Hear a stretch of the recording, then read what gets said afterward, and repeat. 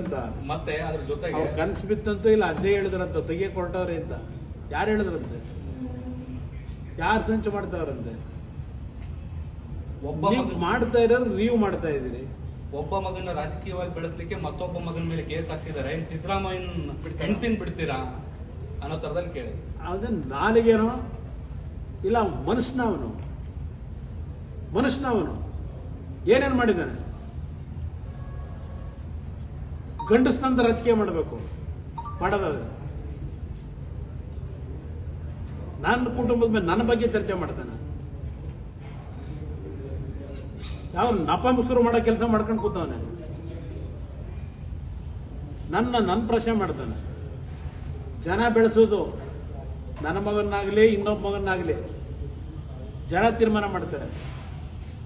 ನಾನು ಮಾಡೋಕ್ಕಾಗತ್ತಾ?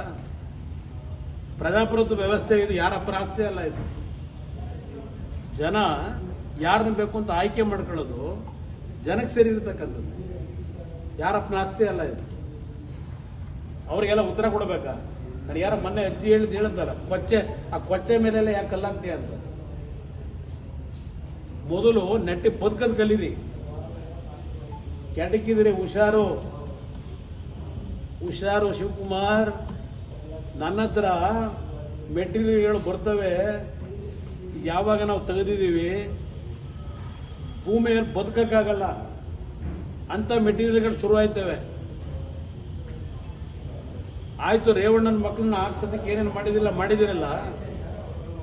ನಿಮ್ಮಲ್ಲಿ ಯಾರ್ಯಾರನ್ನ ಕಳಿಸ್ಬೇಕು ಅಂತಕ್ಕಂಥದ್ದು ಭಗವಂತ ನಿರ್ಧಾರ ಮಾಡಿದ್ದಾನೆ. ಉಳ್ಕೊಳಕ್ ಸಾಧ್ಯ ಇಲ್ಲ.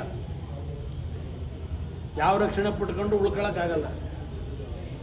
ತಯಾರಾಗಿದ್ದೀವಿ ಎಲ್ಲದಕ್ಕೂ. 14 ವರ್ಷ ಕೇಸ್ ಇಟ್ಕೊಂಡು ಈಗ ಅಲ್ಲಾಡ್ಸ್ಕೊಂಡು ನಿಂತಿದ್ದೀರಲ್ಲಪ್ಪ.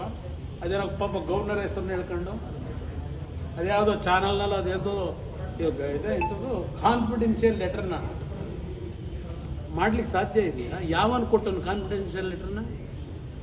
ಸರ್ಕಾರದ ನಡುವೆ ಗವರ್ನರ್ ನಡುವೆ ನಡೆದಿರತಕ್ಕಂಥ ವ್ಯವಹಾರನ ಯಾವನಪ್ಪ ಕೊಟ್ಟನು? ಇದಕ್ಕೆ ಇಟ್ಕೊಂಡಿದ್ದೀರಾ? ಏನೇನಾಗುತ್ತೆ ಅನ್ನೋದು ಕಾದು ನೋಡಿ ಸ್ವಲ್ಪ.